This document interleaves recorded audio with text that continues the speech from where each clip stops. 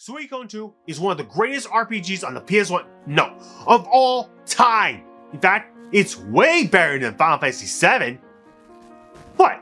You don't agree with me? Well then, fight me! I will end you! Video games are an incredible medium for storytelling. A shining example of the medium being Ice Age Scratch's Nutty Adventure. But that begs the question, where's the Suikoden II review, Matt? So I've actually never played the Suikoden games before, but I've always heard good things about them, which is why I was looking forward to Matt's video on Suikoden II, to see if it really does live up to the hype. But he took so long to make the review that I just ended up beating Suikoden II by myself. Which begs the question, where's the Suikoden II video, Matt?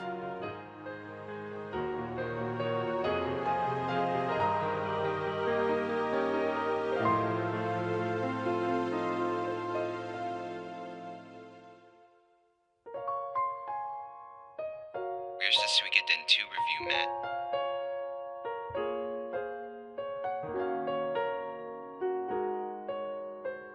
Suikoden II is one of the greatest RPGs on the PS1, no, of all time.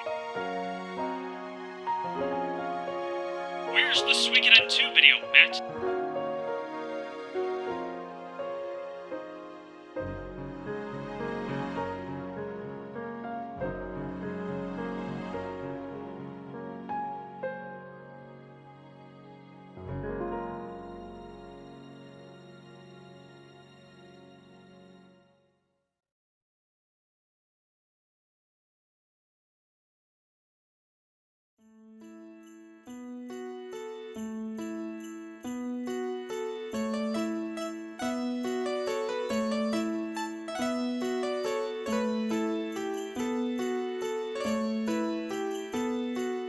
The PlayStation 1 is home to what many would consider some of the best games of all time. It opened up many possibilities that couldn't be achieved on the console generations before it, and things learned way back then are now even being further realized in our current console generation. It's crazy to think that it has been 27 years since its initial release, and even to this day, people are still talking about how many great and influential games the system had in its library. And the gaming market seems to think this way as well. Remakes of these classic titles are being made, with the most recent remake being the most influential RPG of all time, Final Fantasy VII, which brings us to possibly the one genre that the console was most credited towards, that being the RPG/JRPG library. While games like Chrono Trigger, Final Fantasy VI, and Super Mario RPG pushed our console limitations to being the best possible experiences they could be, the PlayStation 1 just allowed game developers to further their horizons. And it all started with one simple game, Beyond the Beyond. Beyond the Beyond was the first traditional turn-based JRPG released for the console, and if I were to review this game in a single sentence, it would be, the game is okay. While it doesn't take too many risks in its level design, its art direction, or really its anything, it was a simple and generic RPG you could get since the early days of Dragon Quest or Final Fantasies, but it was also the first JRPG that the West ever got on the system, which solidified the idea that JRPGs were not going anywhere. But more importantly, that from here, the genre would only grow and build even further than what Beyond the Beyond blueprinted for the system. I mean, think about how many great RPGs actually released on the PlayStation 1. Perhaps you think about the critically acclaimed and mentioned before Final Fantasy VII, or any of the Final Fantasies really. Or maybe it's the glorious pseudo-sequel that is Chrono Cross, or if you're like me, maybe you think about Guardians Crusade.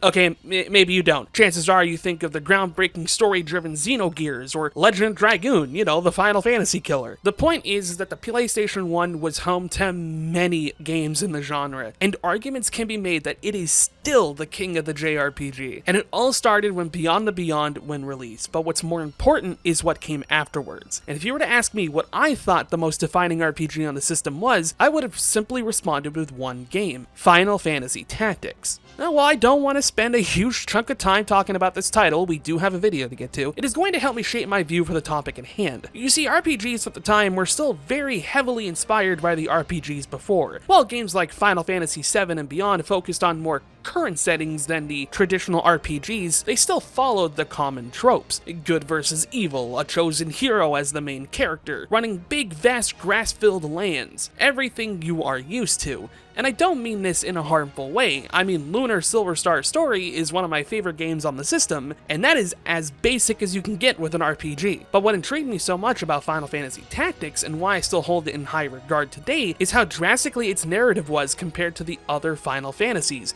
and even to some of the more current ones. This game's story is full of political factions constantly fighting with one another, high society family members dealing with the tidings of war and social status structures, characters with conflicts that are just good and evil, with deep philosophy being used to mend and sometimes trick others into joining their side. This isn't really good versus evil per se. Instead, it's a group of people fighting to survive in this war-torn world. I couldn't believe that there was a game that existed like this, and I truly appreciated it even more as I grew up. The thing is, though, little did I know that this kind of story had been done before, and the game that would be the beginning of a long-running series which many still hold in high regards to this day. And that game is Suikoden. Suikoden released on the PlayStation 1 in December of 1995 in Japan and a full year later in North America. From what I can gather, it was positively received when it came out. Many cite its gameplay and soundtrack, and to even some of its credit, its story and character roster, as high points of the game. And honestly, when I played this game back in 2015, I could see why. Suikoden is a very charming game. It tells the story of Tyr, who joined the Imperial Army after his dad is sent away on a final grand mission. Together with his close friends, they embark to take on missions for his government. But as these RPGs tend to do, the more they go around and see the workings and goings on of the world, the more they come to realize that their empire is basically doing some not good things and plan to do some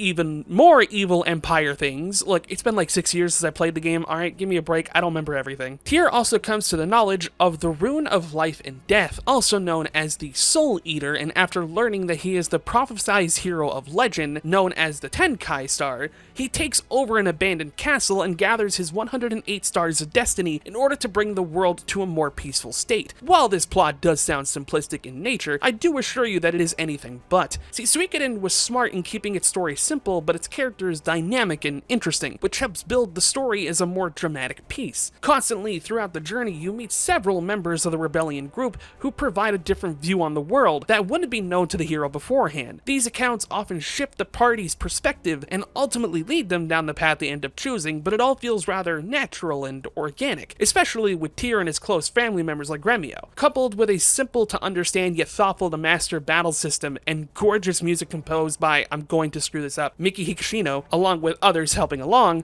it's not hard to see why. Yet at the same time, this game hasn't aged the best in my honest opinion. Again, the game is still like really good, but there's some quality of life stuff that I think could sometimes be impactful to someone playing the game for the first time. I mean, for starters, there's no dashing in Suikoden 1. I don't know why, but you must walk throughout your entire journey of the game, which like isn't too bad as most of the map sizes and towns and dungeons aren't always the worst, but oh man, I feel like a few hours can be added to this game on the walking speed alone. Coupled with some odd translation errors and a few difficulty curves along the way, which can sometimes trick newcomers, you can tell that there was some room for improvement. But if you're anything like me and you only know of the Suikoden series by word of mouth, then you know that while the first game is beloved by many, mostly for nostalgic reasons, this isn't the game that everyone throws their recommendations at to whoever who asks, what is an RPG that I should play? No, that belongs to the fabled second entry of what we know now as the Suikoden series. Beloved by many, garnered as one of the best video games ever made, and to this day one of the most expensive RPGs to try and collect. Released 2 years after its predecessor made its way onto the scene, the world was delivered Suikoden II,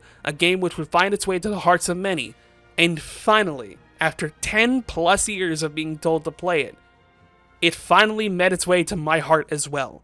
This is Suikoden II.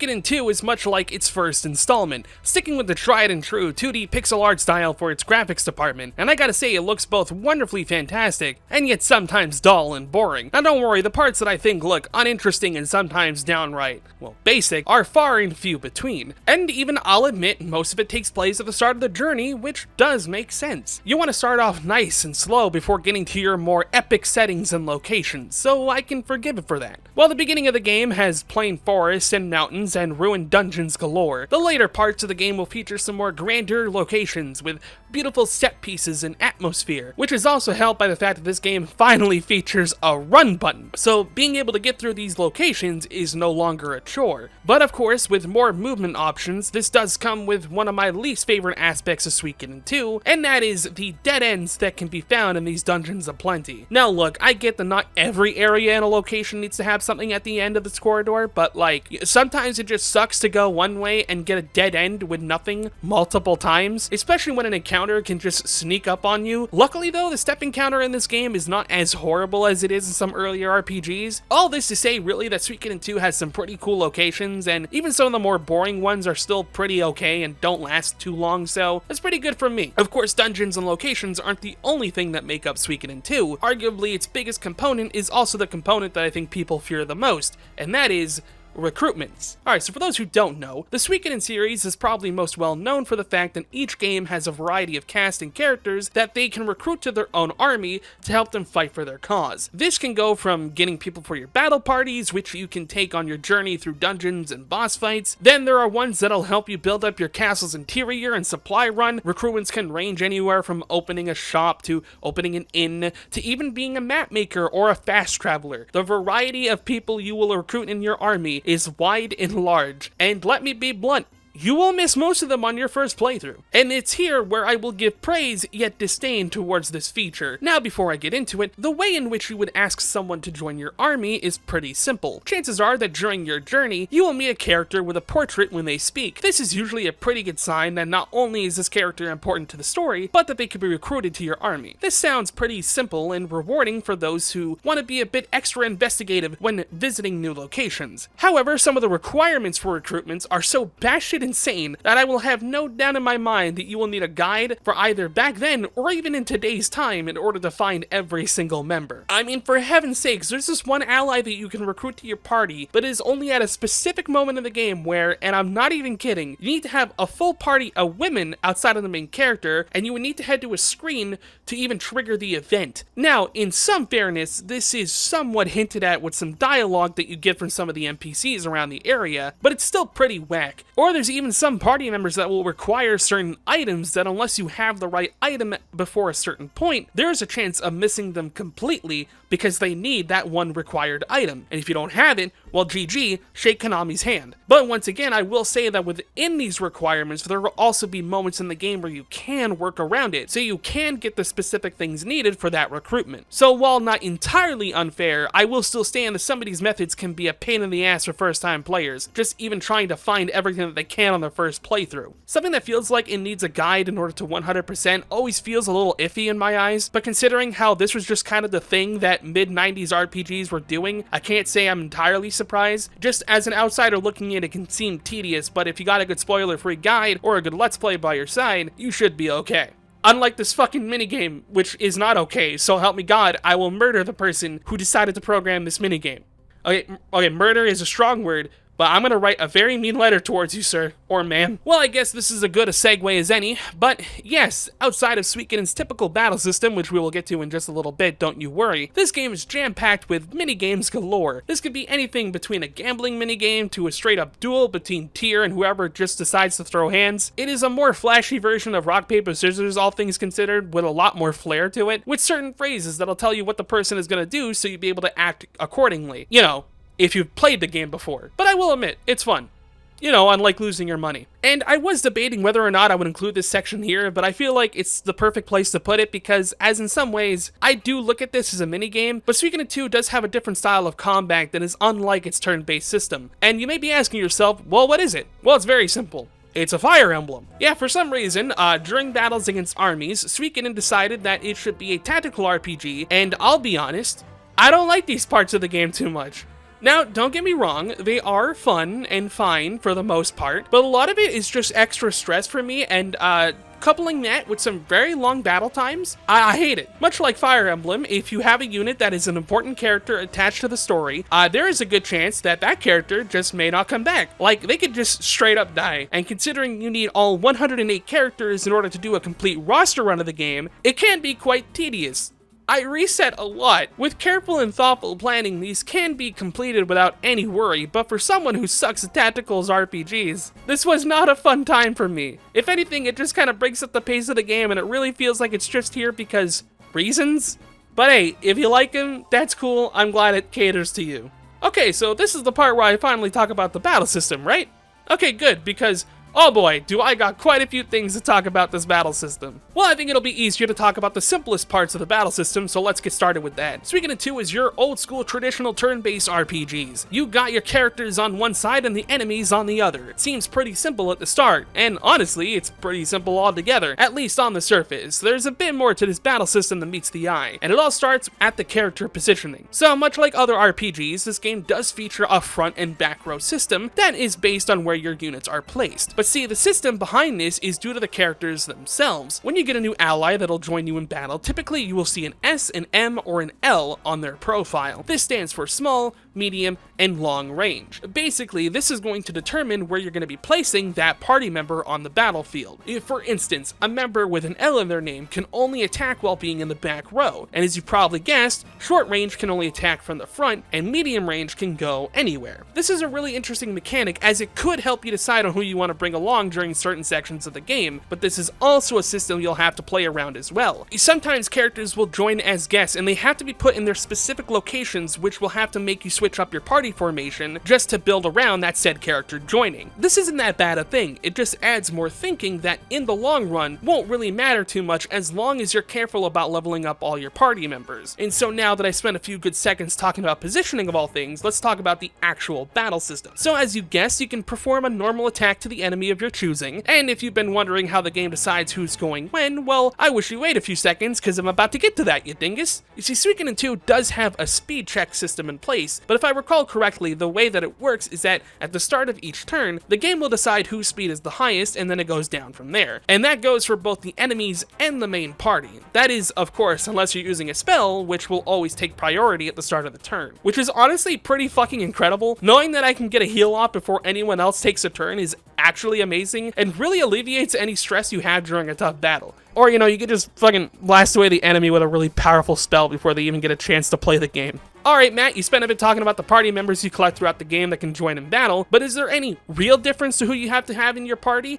Well, no, I guess not. Look, everyone's taste will be a bit different, so if you really want to just pick the dudes and gals you love and put them into your party, that's completely fine. No one will judge you. Well, some people might, but that's not the point. However, some party members just have significantly higher stats, so if you just want to go unga bunga and smack things as hard as you can, then yeah, go for that as well. But dear viewer, there is a certain aspect of combat that may persuade you to change who you have in your party, and that is the Unite attacks. Basically, Unite attacks are these cool little cinematic abilities that have characters you have teamed up to perform an all-out attack. Many variants of these do exist, and it's always fun to see who has a Unite move with who, and some of these animations are just simply incredible. It's always a fun time. Of course, as mentioned before, you can use magic in this game, however, magic isn't simply just learned. What, you thought it would be easy? No, sir, this is a PlayStation 1 RPG. The term simple game mechanics doesn't apply here. So you know the materia system from Final Fantasy VII, or Ordnance from the Trail series, or quite literally any RPG that has you learn magic in any way but the traditional way? Yeah, well, it's basically that, except with a lot more planning and thinking and getting angry because you wanted a certain orb on a character, but that orb that you wanted on the character is on another character that you didn't bring along, so you gotta hike back and get the character to unequip that orb. Okay, I'm getting too far ahead of myself. Let's just do this. This all costs money, by the way.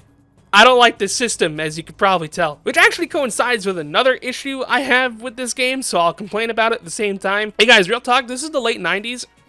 Why is inventory space still a thing? Yeah, that's right, Suikoden II, much like the first game, had a limited inventory space. Each character can have their equipment at the ready, and they can hold up to 3 items. So, at 6 people in the party, that's 18 items that you can hold in between the party members, which you can use in battle, and then there is the bag, which holds basically every item you pick up, and this can fill up, like, really fast, so there's a lot of item management the further you get into the game. And look, all I'm saying is, Final Fantasy doesn't limit my inventory, so 3 out of 10 game, try again next time. Alright, something good now. Yo, magic animations in this game are pretty fucking sick. Like, dude just summons a whole ass lightning knight on a horse to wipe the field. Like, let's go, Luke. No, in all seriousness, Suikoden II's gameplay is some of the most fun I've had playing a turn-based RPG on the system. Is it simple? Yeah, sure, but it's an interesting way in which magic and unite attacks work, giving the player more options and reasons to switch out characters. It's refreshing to see, and even though it can get tedious by collecting all of them, it's still a worthwhile adventure with a great amount of variety. But it can be overwhelming, I think, for a first-time player. I know it was for me when I first started out, but all in all, pretty fun. I like it.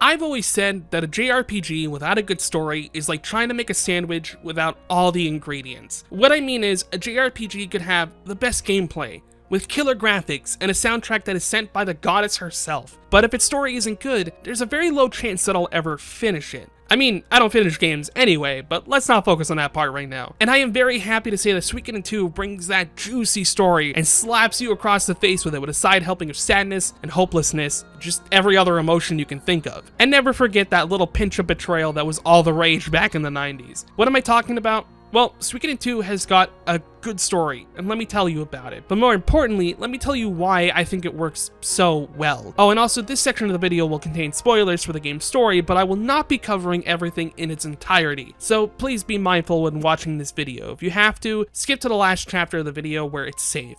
Anyways, down to its core, Suikoden II's story is like any other countless RPG out there with opposing military factions at war with one another. One side is very bad, the other side is very good, and it's up to our group of revolutionaries to usurp the evil side of the forces and proclaim peace across the lands. I mean, really, if you played a Fire Emblem game or any tactic game really, you're probably looking at Suikoden II's story going, ah yes, I've seen this one before. It's a classic. But hold off on your comments until after I'm done, because only then are you allowed to call me wrong. And the best place I think I could start is with our two main characters. Those being Ryu, or Matt in my case, our silent protagonist whom we will be controlling throughout our adventure, and Joey, Ryu's best friend and soon to be one of the driving forces of the game's plot. And personally speaking, I think this game has one of the most solid intros to any RPG out there. The game starts with a night of peaceful surroundings and men eager to return home after a peace treaty had been called for the two opposing sides. Joey and Ryu, too eager to return home, go out on a walk through the night. We're talking with a few soldiers and getting scolded by their superior Captain Raud. We learn a bit more about the situation, like how the country has been thrown to a war against the battles of the Highland Army and the evil Prince Luca Blight. Deciding to call it for the night, our two protagonists head to sleep. Only peace wouldn't last long, as a surprise attack by the opposing army was unleashed onto the camp. Joey and Ryu run towards the forest to escape, but Joey, being one step ahead of the enemy, realizes that this would be walking into a trap. They decide to run back and warn their commanding officer, but instead, they learn a terrible secret.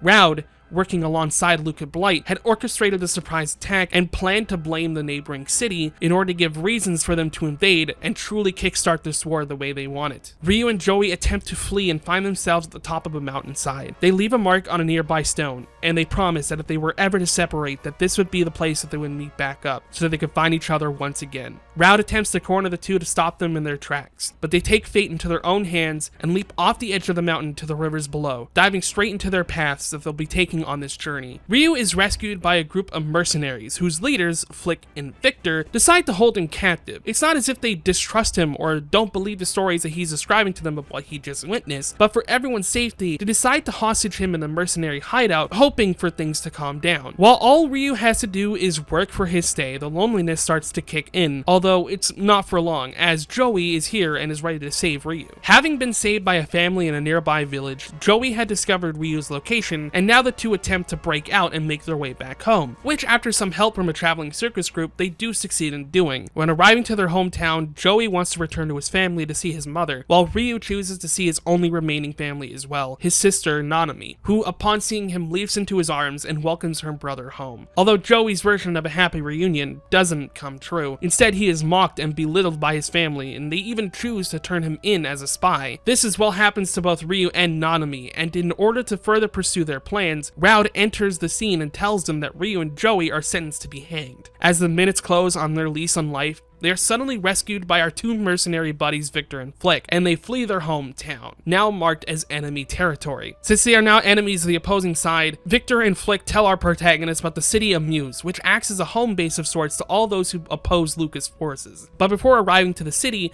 Ryu and Joey enter a shrine near the town of Todo, and it's here where we are reminded of the fact that we are playing a Suikoden game. A being known as Lanad appears and the words are spoken. "You who follow the path of fate, heralds who summons the stars of destiny, go forward to weave your destiny. You must first attain them." And while all this is being said, flashbacks of the two's childhoods leading up to the moments that they are currently standing in are shown. The friendship these two have built, the troubles and hardships that they faced, everything is shown to us, the player, and to them as well. It's honestly a really beautiful scene, and I think about it every now and then because of how well it's delivered to the audience. But it's also here where Suikoden II starts shifting its gears and starts to weave the story that it wants to tell. With the handing off the Black Sword and the Bright Shield rune to our two main characters, life as they know it would become an internal struggle. After arriving in the city of Muse, we meet the leader of the rebellion group, Annabelle, who is not only the leader of the group, but she also reveals that she has information on Ryu's adopted grandfather, Genkaku, which she will tell him at a later time. While also in the city, Ryu and the gang are invited to witness the Hilltop Summit, which is being held by all the city-state leaders in order to discuss the upcoming forces and how they plan to deal with it. And to no one's surprise, the leaders split on how to take on the Highland Army. While some do agree that protecting Muse is a noble cost, others believe that expending their resources might be a suicidal move, which would only result in them losing the battle as well. And then the Highland Army attacks, proving just how serious they are, and guess what? Everyone is a bit more open-minded to how the war situation is going. Things are getting dire, war is almost inevitable, hell, it's already happened, and now Muse has to start to get ready for the worst, and it's here where our story truly begins. Regarding Annabelle's message to our trio, our group begins to head to Annabelle's room so that they can learn about their grandfather's past. However, Joey isn't anywhere to be seen. In fact, Joey has been acting strange and distant the last few moments of the game. Lost in thought or talking with strangers are just the small amount of things that Joey has done that has our party worried. Hell, even when on a stealth mission that Joey and Ryu were tasked with, things go wrong. Joey doesn't return until much later in the evening. As they arrive at Annabelle's chambers, a cutscene plays that show that Joey is in the room, brandishing a knife, threatening her life. After the two chat about the state of Muse and the state of the war, and with one final drink request from Annabelle, the two clash as a loud sound is heard from the hallway. Rushing to discover the source of the sound, they find Annabelle lying on the floor, dying, and Joey to be the cause of the situation. Suddenly, the scene erupts as news that the Highland Army has started to invade the city. Chaos, confusion, despair, sadness, all these feelings are rushed through the air as Ryu and Nanami make their escape once again. Only this time, it'll be the last time that they run from the Highland Army, as now those who oppose them are getting ready to rally up and begin their plans to fight back against them. This is where the player is given their castle, the place in which all of those who are recruited live and prepare to fight against Luca Blight's army, where strategies and preparations are discussed and finalized. With Ryu at the helm of it all, he is made the leader. We are made the leader. We are the one who will face off against the Highland Army. His resolve is to end the war and make this country a better place for it, by finally defeating the main antagonizing force and ending their evil reign. However, Joey has a different path. Joey found his way to Luca Blight's side, working with the Highland Army to ensure that they are the ones who are victorious. His strategies are parallel to that of our own. In fact, in some ways, he's even better than us, taking a single city without even having to fight. But more importantly is the reason that Joey is doing all this. From Ryu's perspective, and honestly the player's perspective as well, Joey has made all the wrong moves, but to him, this is what he needs to do in order to make his resolve. Joey isn't doing this because he suddenly turned evil or was secretly being controlled by the Highland Army. No, Joey believes that this is the only way to make the world right again. He wants to be on the opposing side so that he can shape his own vision of victory to fruition, and I think this is the most important part to Suikoden 2's story and its character building. Earlier I mentioned that Joey and Ryu had received the power of the runes. You see, in the world of Suikoden, there are these items called the true runes, and while other games, from my understanding, talk about the power of these runes and how they help shape the world to what it is today, the rune of beginning is what is the focal point here. With the true rune splitting into both the sword and shield rune respectively, these two were always meant to clash. And our two protagonists receiving these so early on in the game's story was just the small hint that the player needed to know that this is where we would end up. And I think the game does a beautiful way of building up to this big climactic moment in Muse. Throughout the journey, we see and grow to learn the hardships that not only our main characters go through, but through everyone else that we come across and recruit. But yet these two paths were chosen. Both believe that the side that they're on and the path that they have chosen are the right ones to be on. Eventually, both will have to continue on their path until the war is over and someone is standing victorious. It's a battle between countries. It's a battle between right and wrong. It's a battle between friends. A battle for a future that they want to create. But at the core, this is a story about two friends who wanted nothing more than to be together. Friends who were excited to go back to the home that they once knew. Friends who had promised that if they were ever to get separated, that they would meet again where this journey had started. They want this resolved so they can get back to that moment in time. And it's up to them to finally get there.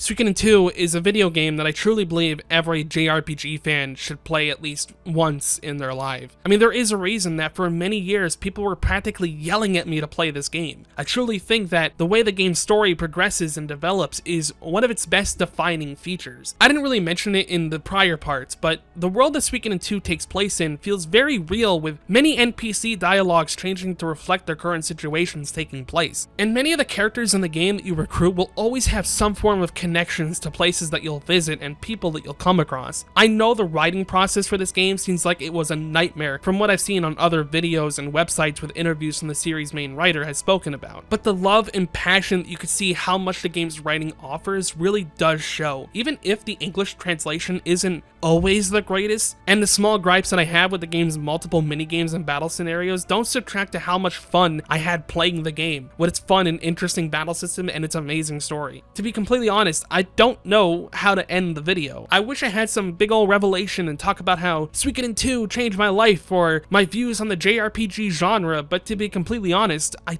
don't think that I can. And it's not to discredit anything that the game does, but since originally planning this video to today, I've had played so many RPGs and games that have not only been really good, but one of which made me reconsider my favorite RPG of all time. And I felt like the love that I had for Suikoden 2 had been fleeting. But revisiting the script and looking back at everything, all the love that I had for the game started coming back. Now, is it in my top 5 RPGs of all time list?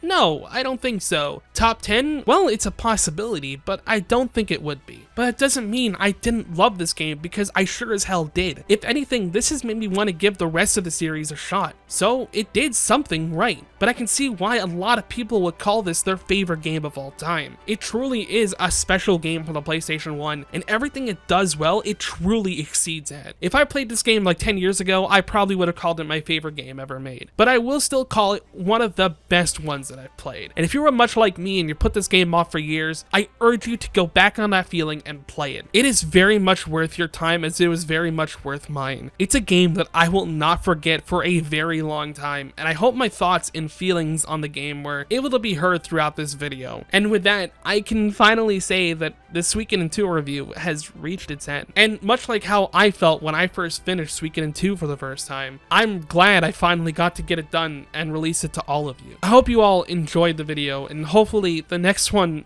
won't take as long as it took to make this one. I do have some fleeting words to give you as the video ends, so if you'd like, please stick around for everything that I'm about to share, completely off script.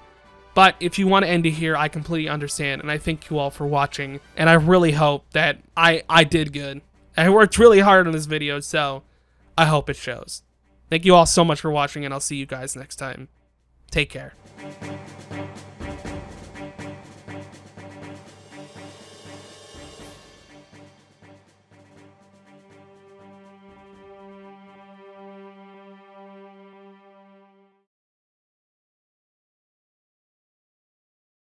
Hello! Welcome to the end of the video. Now before you get startled, let me just tell you this is going to be completely unscripted. I just wanted to film some final thoughts for the end of the video, because I got a lot to say. But I got a lot. So yeah, if you want to skip to the big announcement that I have at the end of this video, I'll put a chapter below so you can just skip right then. You can skip all this if you want to. But if you want to know everyone that I have to thank for this video being created, please stick around, because I do have a lot of thank yous and special shoutouts that I would like to give for everyone who basically contributed to this video, whether they know it or not. And the first big 3 thank yous I have to give are to my good buddies on YouTube, Moonspirit, Chris the Fields, and Linko Video, or just Linko. They're the 3 people that you saw in the beginning section of the video, where I had that little jab that I've never made the video on Suikoden 2 and how Suikoden 2 is great and all that. I reached out a while ago and they helped me out. So big, massive thanks to them. It just made the intro a little bit more fun, I guess. Sorry I didn't do a whole lot with it, but I didn't really have any good ideas by the end of this, so I just wanted to throw it together. And again, thank you guys so much for helping out. I'm going to put a link to all their stuff below, so if you want to go support them and stuff like that, I highly recommend you do. All 3 of them are great content creators, and especially Chris the Fields for kicking my ass a lot.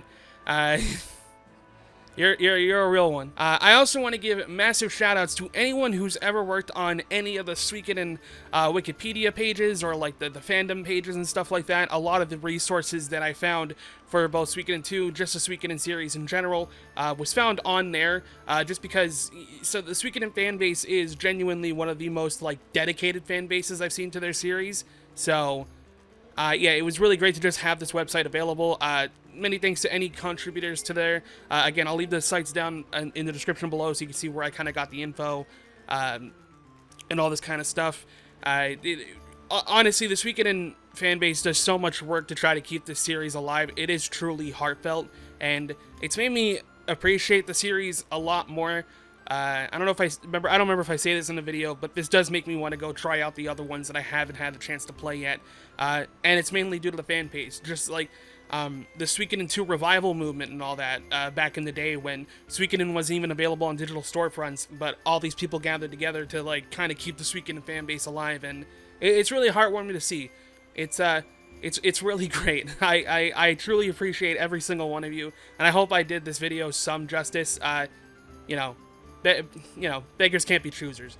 I also want to give a special shout outs to a YouTuber who I've been following for a very long time, and without whose Let's Play I would probably be hella lost in these playthroughs. I want to give a special shout outs to Lukagen, because genuinely without her playthrough, I don't think I would have tried to do 100% playthrough on this. I didn't really show everything in the video because I want to leave things open-ended, but yeah, it really is thanks to that Let's Play that like I was able to get through this game like 3 or 4 fucking times, however many times I played it, just because when it comes to reading guides and stuff like that, there's a lot of great ones out there, but my attention span is just always 100 miles a minute, so just having a Let's Play on in the background where I just needed to follow through and try to get everything as much as I can was it was really fucking helpful. So yeah, thanks to her, just for, keep being the background noise that I needed to get through all the footage and stuff like that.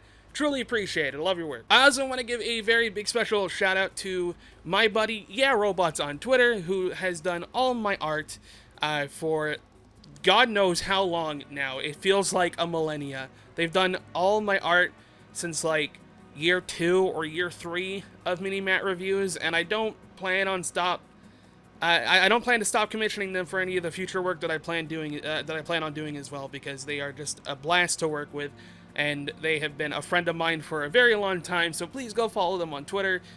They post amazing art, and they are the reason that I got into Final Fantasy XIV. And why this video kind of took a lot longer to make, I'm not gonna lie, Realm Reborn really fucked me up on that one. And as sad as it is to say, I do gotta give at least a little bit of a shout out to Konami for actually putting these games on a digital storefront, but that's the only thanks you're gonna get. And I do really want to give a special shout outs to anyone on Twitter who just was kind of okay with me taking this long of a break that I did. It's been really hard. I went over this in my other video, but to finally get this video made, you can't really see it because I have Audacity open recording my audio. Apologies for any of the sound you may hear, by the way. I have my AC running because it is fucking hot. It's starting to get really hot here. God help my soul. As you can see, like I'm currently editing in the background right now, and yeah, it's been a long time in the making, but I'm glad I could finally get this video out and move on to bigger and better things, which leads me to my last point and the reason why I wanted to record this little thing, I guess, because I have a brand new project coming out very soon, hopefully. It's still being worked on, but by the time this video's out, I should be editing the first video, and depending how much work I put into it, you can expect it sometime relatively soon. But I will drop a trailer as well as an explanation as to what it's going to be very, very soon. I want to let this video do a little bit well. So, the future of MinimattReviews. What can you expect? And the answer is changes, because what I'm about to show you is something that I have had planned, like, in the works for over a year now. And when I get to the announcement video and talking about how it's going to work, I'm going to give all the thanks that I can there. But this is where I think my content is going to start driving towards, and this is going to be the very first big step into this that I hope a lot of you enjoy, because this is something that I really want to do. This is something that I want to focus on, and this is something that I think you will legitimately find interesting. At least, I hope you do. So, for all the years, 6+ years I've been doing YouTube, you all have supported me through thick and thin, through great content, and through that time I did Rap Jam like fucking 7 years ago. Yeah, it's been a wild ride, and now I'm finally ready to move on to this new style of content that I think is going to be really good, and I really hope that you all enjoy, and I hope you all continue to support me as much as you can. And yeah, thank you all for the patience and the kind words and the motivation to finally get me off my ass to making content again. It truly means a lot, and I got nothing else to say other than thank you very much. You know who you are if you've been there through thick and thin, and I love you all. That's all I got. I truly do appreciate you, every single one of you. And without further ado, allow me to tease you into what's coming next from MinimattReviews. Please enjoy.